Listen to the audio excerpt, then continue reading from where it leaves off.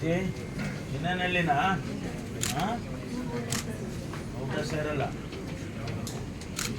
Rice all ಸಂಕಲ್ಸ್ ಎಲ್ಲ bucket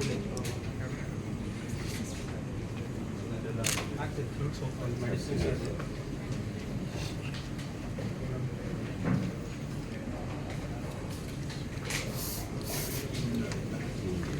ಇಲ್ಲೊಂದಿದೆ sir.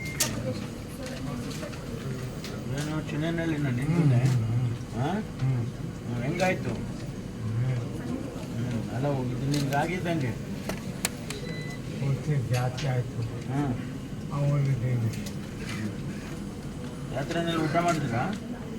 ಅಡುಗೆ ಮಾಡಿಸಿದ್ರಾ? ನೀರೆಲ್ಲಿಂದ ಕುಡಿದ್ರಿ?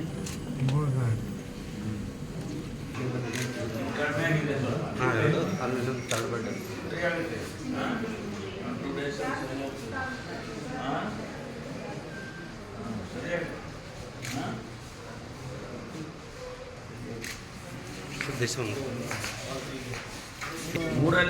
ಊರಲ್ಲಿ ಅಡುಗೆ ಮಾಡಿ ಊಟ ಮಾಡಿದ್ರಾ?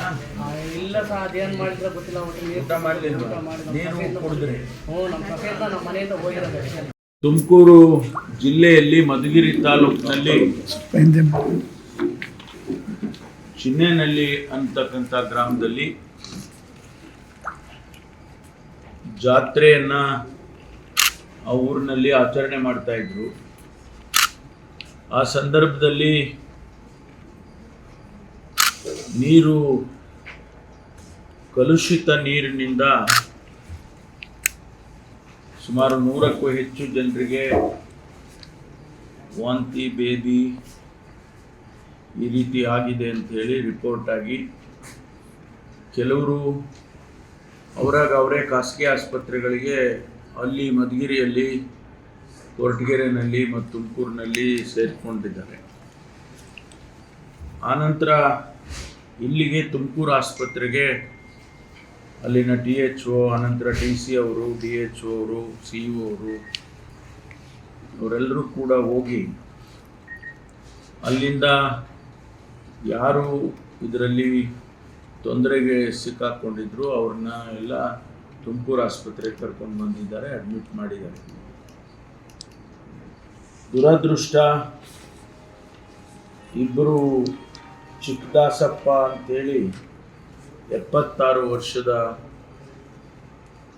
ವರ್ಷದವರು ಮತ್ತು ಪೆದ್ದಣ್ಣ ಅಂತೇಳಿ 72 ವರ್ಷದವರು, ಇವರಿಬ್ಬರು ಕೂಡ ಇಲ್ಲಿ ಆಸ್ಪತ್ರೆಯಲ್ಲಿ ತೀರ್ಕೊಂಡಿದ್ದಾರೆ. ಒಂದು ಅವರಿಗೆ ಆದಂಥ ಇನ್ಫೆಕ್ಷನ್ನು ಅದರ ಪ್ರಯುಕ್ತ ಇರ್ಬೋದು, ಜೊತೆಗೆ ವಯಸ್ಸು ಕೂಡ 76, 72 ಆಗಿರೋದ್ರಿಂದ ವಯಸ್ಸಾಗಿ ಅವರು ಅದನ್ನು ತಡ್ಕೊಳಕ್ಕಾಗದೆ ಅವರು ಕೂಡ ತೀರ್ಕೊಂಡಿದ್ದಾರೆ ಅಂತೇಳಿ ಡಾಕ್ಟರ್ಸ್ಗಳು ಹೇಳ್ತಿದ್ದಾರೆ. ಈಗಾಗಲೇ ಆ ಊರಿನಲ್ಲಿ PDO ಅವ್ರನ್ನ, ವಾಟರ್ಮೆನ್ನನ್ನು ಅವ್ರನ್ನೆಲ್ಲ ಸಸ್ಪೆಂಡ್ ಮಾಡಿದ್ದಾರೆ. ಮುಂಜಾಗ್ರತೆ ಕ್ರಮ ತಗೋಬೇಕಾಗಿತ್ತು ಅಂಥೇಳಿ ಸಸ್ಪೆಂಡ್ ಮಾಡಿದ್ದಾರೆ. ಯಾಕೆ ಅದು ಕಲುಷಿತವಾದಂಥ ನೀರು ರೆಗ್ಯುಲರ್ ಪೈಪ್ಲೈನಿಗೆ ಮಿಕ್ಸ್ ಆಯಿತು ಅನ್ನೋದನ್ನು ಈಗಾಗಲೇ ಅವರು ಪರಿಶೀಲನೆ ಮಾಡಿದ್ದಾರೆ. ಅಲ್ಲಿ ವಾಟರ್ ಕನೆಕ್ಷನ್ಸ್ಗಳು ಕೊಡೋದಕ್ಕೆ ಕೆಲಸ ನಡೀತಾ ಇತ್ತು. JCBಯಲ್ಲಿ ಆ ಪೈಪ್ಗಳು ಹೊಡೆದೋಗಿತ್ತು. ಅದರಿಂದ ಬೇರೆ ಪೈಪಿಗೆ ಕೂಡ ರೆಗ್ಯುಲರ್ ವಾಟರ್ ಸಪ್ಲೈಗೆ ಮಿಕ್ಸ್ ಆಗಿ ಅದರ ಟೆಸ್ಟ್ಗಳು ಕೂಡ ಈಗಾಗಲೇ ಸ್ವಲ್ಪ ಒಂದು ಅರ್ಧ ಬಂದಿದೆ ಅಲ್ಲ, ಮುಖ್ಯವಾದಂಥ ಟೆಸ್ಟ್ಗಳಾಗಲೇ ಬಂದಿದೆ. ಇನ್ನೂ ಕೆಲವು ಟೆಸ್ಟ್ಗಳು ಬರಬೇಕು. ಅದು ಬಂದ ಮೇಲೆ ಇನ್ನೂ ಹೆಚ್ಚಿನ ಮಾಹಿತಿ ಸಿಗುತ್ತೆ. ಒಟ್ಟಾರೆ ಇಲ್ಲಿ ಇನ್ಫೆಕ್ಷನ್ ಆಗಿದೆ, ವಾಟರ್ ಇನ್ಫೆಕ್ಷನ್, ಕಂಟಾಮಿನೇಷನ್ ಆಗಿದೆ ಅನ್ನೋದ್ರ ಬಗ್ಗೆ ಈಗಾಗಲೇ ಟೆಸ್ಟ್ಗಳು ಬಂದಿರೋದ್ರಿಂದ ಅದನ್ನು ನಮ್ಮವರು ಹೇಳ್ತಾ ಇದ್ದಾರೆ ಅಧಿಕಾರಿಗಳು. ಇನ್ನೂ ಕೂಡ ಸುಮಾರು ಜನ ಆಸ್ಪತ್ರೆಯಲ್ಲೇ ಇದ್ದಾರೆ, ಅವು ಕೂಡ ಈಗ ನಾವು ನೋಡಿದ್ವಿ. ಆಮೇಲೆ ಚಿಕ್ಕ ಮಕ್ಕಳು, ಶಾಲೆಗೆ ಹೋಗುವಂಥ ಹೆಣ್ಮಕ್ಳು ಕೂಡ, ಅವರು ಕೂಡ ಇದರಿಂದ ಅಫೆಕ್ಟ್ ಆಗಿದ್ದು. ಅವ್ರನ್ನೆಲ್ಲ ಇನ್ನೂ ಆಸ್ಪತ್ರೆಯಲ್ಲಿ ಇಟ್ಕೊಂಡು ಈಗಾಗಲೇ ಗುಣಮುಖರಾಗ್ತಾ ಇದ್ದಾರೆ. ಅವರನ್ನು ಇನ್ನೂ 2-3 ದಿವಸ ಅಥವಾ ಎಷ್ಟು ದಿವಸ ಇಟ್ಕೋಬೇಕು ಅಷ್ಟು ದಿವಸ ಇಟ್ಕೊಂಡು ಸಂಪೂರ್ಣವಾಗಿ ಗುಣಮುಖರನ್ನಾಗಿ ಮಾಡಿ ಕಳಿಸ್ಕೊಡ್ತಾರೆ.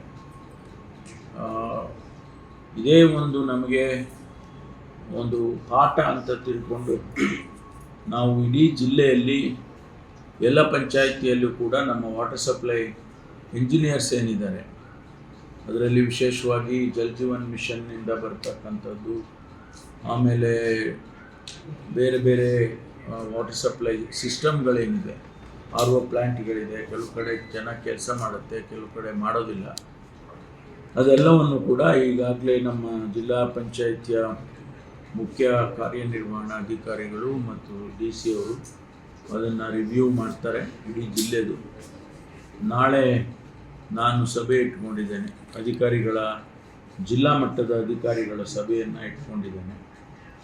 ಅದರಲ್ಲಿ ನಾನು ಕೂಡ ಇಡೀ ಜಿಲ್ಲೆಯ ವಾಟರ್ ಸಪ್ಲೈ ಸಿಸ್ಟಮನ್ನು ರಿವ್ಯೂ ಮಾಡ್ತೇನೆ. ಯಾಕೆಂದರೆ ಕೇಂದ್ರ ಸರ್ಕಾರ, ರಾಜ್ಯ ಸರ್ಕಾರ ಎರಡೂ ಸೇರಿ ಜಲ್ ಜೀವನ್ ಮಿಷನ್ ಅಂತ ಏನು ಮಾಡಿದ್ದಾರೆ, ಅದು ಕೆಲವು ಕಡೆ ಭಾಳ ಚೆನ್ನಾಗಾಗಿದೆ, ಕೆಲವು ಕಡೆ ಅಷ್ಟು ಚೆನ್ನಾಗಾಗಿಲ್ಲ. ಅದನ್ನು ಕೂಡ ನಾವು ಈಗಾಗಲೇ ಹಿಂದಿನ ಸಭೆಗಳಲ್ಲಿ ಗಮನ ಹರಿಸಿ ಅವರಿಗೆ ಸೂಕ್ತವಾದಂಥ ಆದೇಶಗಳನ್ನ ಕೊಟ್ಟಿದ್ದೆ ನಾನು. ಅದನ್ನು ಕೂಡ ನಾನು ನಾಳೆ ಪರಿಶೀಲನೆ ಮಾಡ್ತೇನೆ. ಒಟ್ಟಾರೆ